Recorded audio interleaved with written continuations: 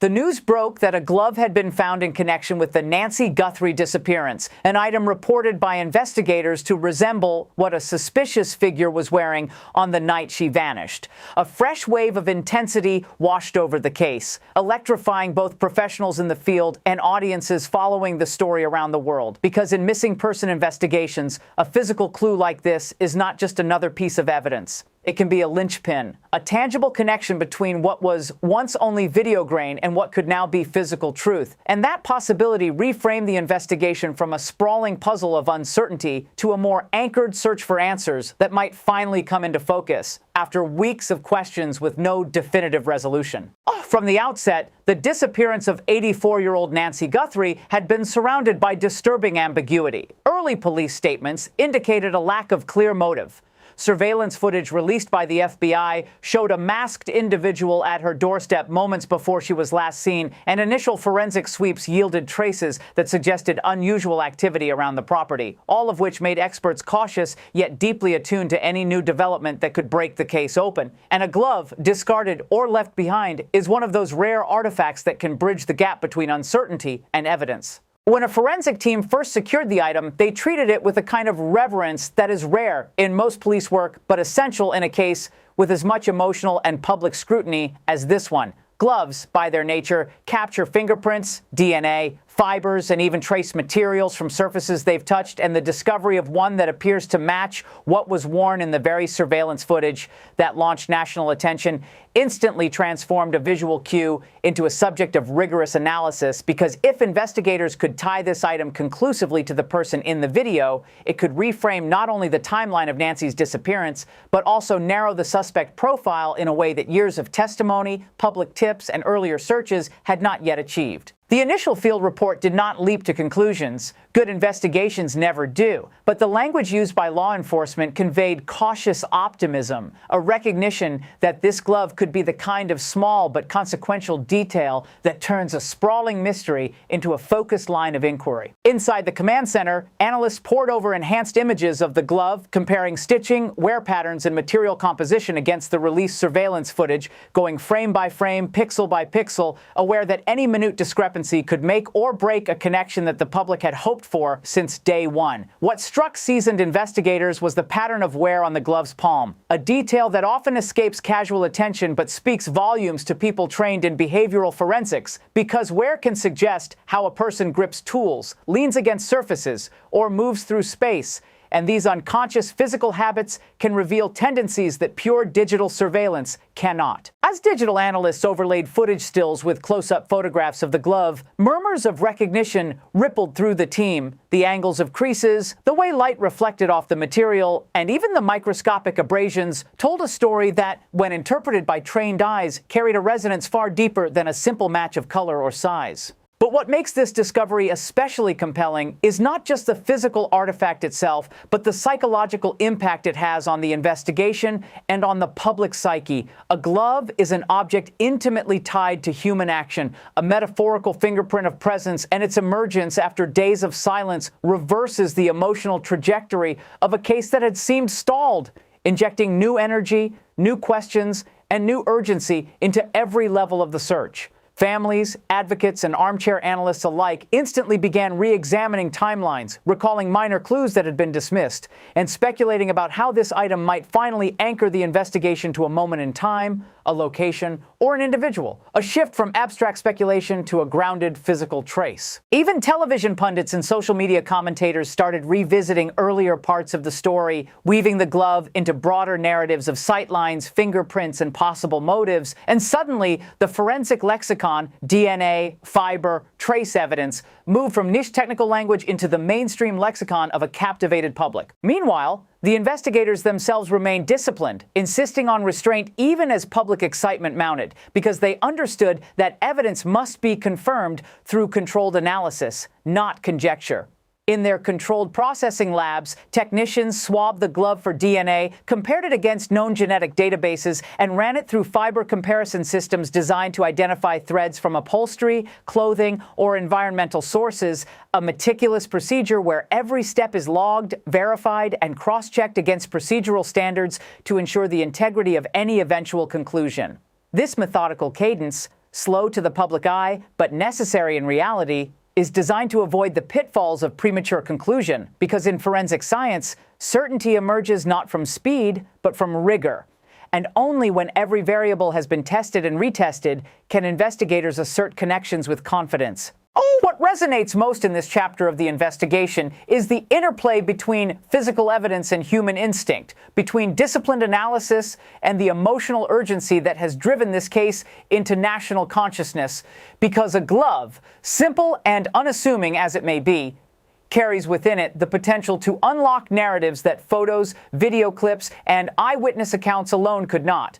And that is why both professionals and the public are fixated on its implications, weighing each microscopic detail as though it holds the key to ending months of uncertainty, desperation, and unanswered questions about what happened to Nancy Guthrie on that day she vanished from her home. And perhaps the most profound insight is not just about the glove itself, but what it symbolizes: a physical thread tying together digital evidence, human behavior, and methodical investigation, reminding us that the pursuit of truth in a complex case is not a straight line, but a winding path of patience, precision, and perseverance, and that breakthroughs, when they finally arrive, are often quiet, technical, and unheralded until the moment they coalesce into clarity, urging viewers not only to stay engaged with the facts, but to appreciate the disciplined artistry of investigative science that turns fragments of evidence into narrative, understanding, and ultimately resolution. Part 2. The atmosphere shifted the moment forensic confirmation moved from possibility to probability, because while investigators have not publicly declared the glove a definitive match to the individual seen on surveillance footage, sources close to the case have described it as significant, and in a high-stakes disappearance like that of Nancy Guthrie, the word significant carries a weight that ripples far beyond the lab walls, signaling to seasoned observers that something measurable, something testable, has entered the narrative in a way that speculation alone never could. And that subtle shift from theory to traceable material is precisely what reorients both investigative momentum and public expectation. Inside briefing rooms where maps of the neighborhood still hang marked with pins and string, the glove has reportedly become the focal point of renewed strategy sessions. Not because it solves the case outright, but because it compresses the margin of error, narrowing the field of hypotheses that once felt sprawling and indistinct into a more disciplined set of possibilities that can be methodically pursued rather than endlessly debated. For behavioral analysts, the glove introduces a psychological layer that extends beyond its physical composition, because gloves are worn either to conceal identity, protect oneself, or accomplish a specific task. And each of those motivations carries implications about preparation, intent, and familiarity with the environment. If the person in the footage deliberately wore gloves, that suggests forethought, an awareness of forensic procedures, and potentially prior knowledge of how investigations unfold, which raises the question of whether this was a spontaneous act or something premeditated. A distinction that shapes not only suspect profiling, but also the reconstruction of events leading up to Nancy's disappearance. The material itself, whether work glove, latex, winter wear, or tactical fabric, becomes a narrative device, hinting at occupation, socioeconomic background, climate considerations, and even habitual routines, because experienced profilers know that clothing choices are rarely random in moments of high tension. Meanwhile, digital analysts have reportedly intensified their frame-by-frame review of the surveillance footage, recalibrating image clarity to compare micro details like seam alignment and knuckle creasing, aware that even a partial correlation can strengthen probable cause in ways that witness testimony cannot. And this dual approach, merging physical evidence with digital reconstruction, reflects the modern investigative landscape where tangible artifacts and pixelated imagery coexist in a delicate balance of corroboration, each validating or challenging the other until a coherent timeline begins to form. The glove's presence near the scene also reopens spatial analysis. How far could the individual have traveled after leaving the property? What route might have been taken? And does the glove's location suggest haste, struggle, or calculated disposal? Because the placement of an item can speak just as loudly as its composition. Public reaction, unsurprisingly, has intensified, with commentators dissecting every official statement and every carefully chosen adjective, reading between lines for hints of breakthrough or setback. Yet investigators remain measured, repeating that laboratory confirmation takes time and that no single piece of evidence should be inflated beyond its verified significance. a caution rooted in experience, because history has shown that premature certainty can derail cases as quickly as a lack of evidence can stall them. Still, the emotional resonance of the discovery cannot be ignored. For families of missing persons, tangible clues represent hope crystallized, something concrete to hold on to amid weeks or months of ambiguity, and that emotional current flows beneath every update, fueling the community's insistence that progress, however incremental, is progress nonetheless. What complicates matters further is the interplay between media amplification and investigative discretion. Because while headlines may frame the glove as a dramatic turning point, professionals understand that breakthroughs are cumulative, built on layers of small confirmations rather than singular cinematic reveals. And yet it is precisely that tension between the slow grind of forensic validation and the rapid pulse of public anticipation that defines this stage of the case, creating an environment where every update feels charged, every silence feels meaningful, and every object, no matter how ordinary, is scrutinized for extraordinary implication. Strategically, the glove also influences interview tactics, because if DNA or trace evidence connects it to a person of interest, questioning becomes more targeted, timelines become sharper, and alibis become more testable, shifting conversations from open-ended exploration to pointed clarification. And even in the absence of a confirmed match, the mere presence of the glove can be used as a psychological tool, a detail introduced carefully in interviews to observe reactions, hesitations, or inconsistencies that might otherwise remain concealed. Seasoned investigators often describe this stage as the narrowing corridor phase, when possibilities begin to constrict and pressure subtly increases on anyone whose story does not align perfectly with emerging evidence. Ultimately, what stands out in this evolving chapter is not just the glove as an isolated artifact, but the way it symbolizes a shift from abstraction to accountability, from unanswered questions floating in public discourse to a physical object that demands explanation. And while it may not yet deliver definitive closure, it undeniably recalibrates the trajectory of the investigation, reminding us that in complex cases like that of Nancy Guthrie, resolution rarely arrives in a thunderclap, but rather through the steady accumulation of disciplined work, each fragment of evidence tightening the weave of the narrative until uncertainty gives way to clarity. And as observers, the most responsible stance is to remain engaged, analytical, and patient, recognizing that true breakthroughs are forged not in headlines but in laboratories, interviews, and the quiet determination of those committed to uncovering the full truth behind a disappearance that continues to grip the public conscience. What makes this stage of the investigation feel different is not just the object itself, but the silence surrounding it. The calculated pause from authorities that suggests something is unfolding behind closed doors. Because in cases like that of Nancy Guthrie, silence can be louder than any press conference. And when updates slow down right after a discovery, seasoned observers know it often signals one thing: verification is underway, comparisons are being run, and someone somewhere may already understand more than the public realizes. The glove has transitioned from headline shock to investigative instrument, moving from the realm of dramatic reveal into the meticulous domain of chain of custody documentation, fiber examination, DNA amplification, and contextual reconstruction. And that shift from spectacle to science is where real cases are decided. Inside forensic labs, analysts do not see a huge discovery. They see trace potential, skin cells lodged in fabric ridges, environmental particles embedded in stitching, microscopic fibers that may cross-reference with carpets, vehicles, or outdoor terrain. And this microscopic world, invisible to headlines, is where narratives are either strengthened or dismantled. If biological material is present, it will not just confirm who wore the glove. It could potentially confirm when it was worn, under what conditions, and whether it came into contact with anything inside the residence that ties directly to Nancy's final known movements.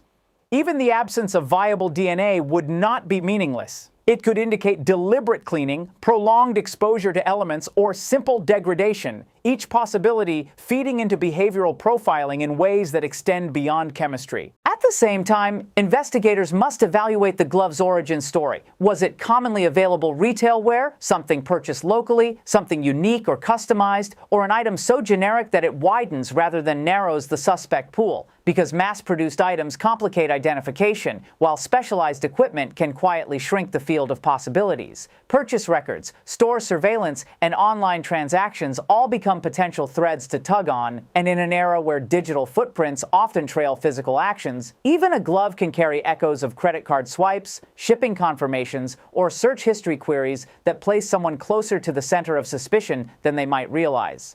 Psychologically, the existence of the glove inside the home alters the framing of the event itself because it subtly reinforces the possibility that the intruder hypothesis, if one exists, carries weight, yet investigators must guard against tunnel vision, remaining open to scenarios where the glove's presence is secondary, misplaced, or even staged. False confidence can grow quickly around physical evidence, and history shows that misinterpretation of artifacts can redirect cases down unproductive paths, so every assumption must be tested twice, challenged, and reevaluated under alternative theories, ensuring that confirmation bias does not masquerade as progress. Community response continues to oscillate between hope and anxiety, with online forums dissecting every procedural term used by officials, interpreting phrases like active analysis or ongoing forensic review as coded language for imminent arrest or dramatic breakthrough. Yet experienced legal observers know that laboratory timelines are methodical by design, because admissible evidence must withstand scrutiny, not only in the court of public opinion, but in a courtroom where defense attorneys dissect every procedural step. The difference between a compelling headline and a sustainable case often lies in patience. And while the public appetite demands swift resolution, the justice system rewards deliberate precision. Behind the scenes, strategic meetings likely now revolve around contingencies. What if the glove links conclusively to a person of interest? What if it links to someone unexpected? What if it yields nothing definitive? And each scenario demands a different operational response, from surveillance to subpoenas to renewed canvassing of neighborhoods that may have already been searched once before.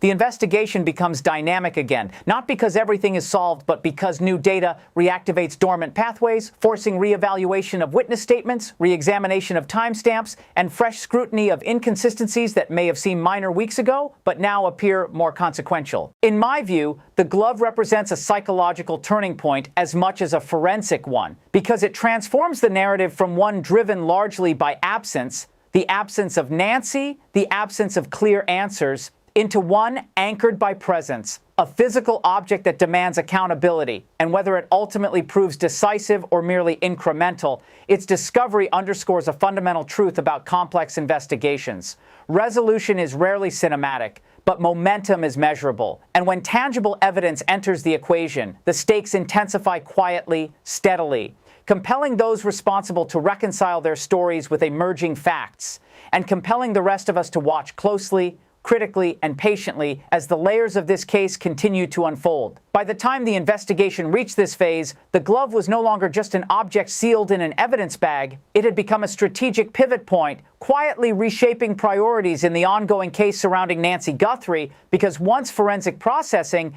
begins to yield even partial insights, the tempo inside an investigation changes in subtle but unmistakable ways.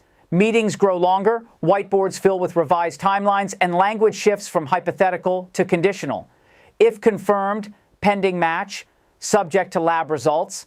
And those small linguistic adjustments signal that the case may be transitioning from open-ended mystery to evidence-guided pursuit. The tension at this stage is not explosive. It is compressed, contained, the kind that builds in controlled environments where professionals understand that one verified detail can recalibrate weeks of prior analysis. Investigators now have to re-examine the timeline with microscopic precision, because if the glove was inside the home and not previously cataloged, then the window during which it was introduced becomes critical, and that means revisiting surveillance gaps, door access logs if available, neighborhood camera angles, and even subtle anomalies in routine patterns that might have seemed irrelevant before this discovery surfaced. The timeline becomes less about broad hours and more about narrow minutes, less about general movement and more about specific sequences: who entered, who exited, what lights were on, what vehicles were stationary longer than usual. And in that granular detail lies the possibility of alignment between digital evidence and physical trace. Equally significant is the human factor. Once word spreads that a tangible piece of evidence has been found, individuals connected even loosely to the case may react, sometimes unconsciously, sometimes strategically, and investigators are trained to observe those reactions closely. Behavioral shifts can be as revealing as lab results. Changes in communication frequency, social media silence, sudden legal consultations, unexpected travel, or even overconfidence.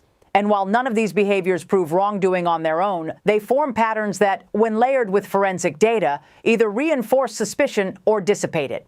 In high-profile cases, pressure itself becomes a diagnostic tool, revealing cracks where none were visible before. The glove also invites reconsideration of environmental context. If fibers or particles inside it match specific areas within the residence, that could clarify movement paths, indicating not just presence, but positioning, where someone stood, knelt, reached, or handled objects. And that spatial understanding transforms the house from a static backdrop into an active crime scene narrative, where every room tells a micro-story and every surface potentially preserves a trace of interaction. Conversely, if the glove carries foreign particles inconsistent with the home, it may point outward, suggesting prior locations visited before entry, broadening the investigative map beyond the property itself. A public discourse, however, tends to leap ahead of such nuance, framing the glove as definitive proof of a breakthrough, yet professionals know that evidence rarely operates in isolation. Corroboration is the standard, not assumption. A glove without contextual alignment is merely an artifact, but a glove supported by matching fibers, timestamps, witness accounts, and digital footprints becomes something else entirely. A connective node in a web of proof.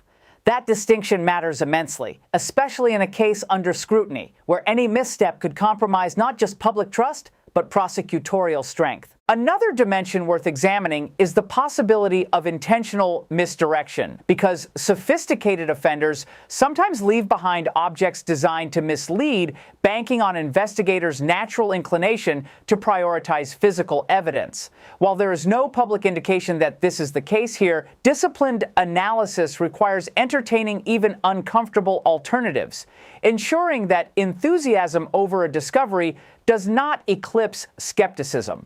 The most effective investigative teams are those that challenge their own conclusions before anyone else can, stress testing hypotheses until only the most resilient remain. Ultimately, this chapter underscores a larger truth about investigations shaped by both evidence and emotion. Momentum does not guarantee resolution, but it narrows uncertainty. And the glove, regardless of its final evidentiary weight, has undeniably shifted the narrative from passive waiting to active recalibration. In my view, that shift matters as much as any lab result because it demonstrates that the case is not stagnant, that lines of inquiry are evolving, and that tangible artifacts are now demanding answers where once there were only questions. Whether this discovery becomes the hinge on which the entire case turns, or simply one of several incremental steps, it reinforces a disciplined reality. Truth emerges through accumulation, through persistence, and through careful interpretation of every fragment. And as observers, the most responsible stance is continued engagement, paired with measured patience, recognizing that breakthroughs are often quiet long before they are public.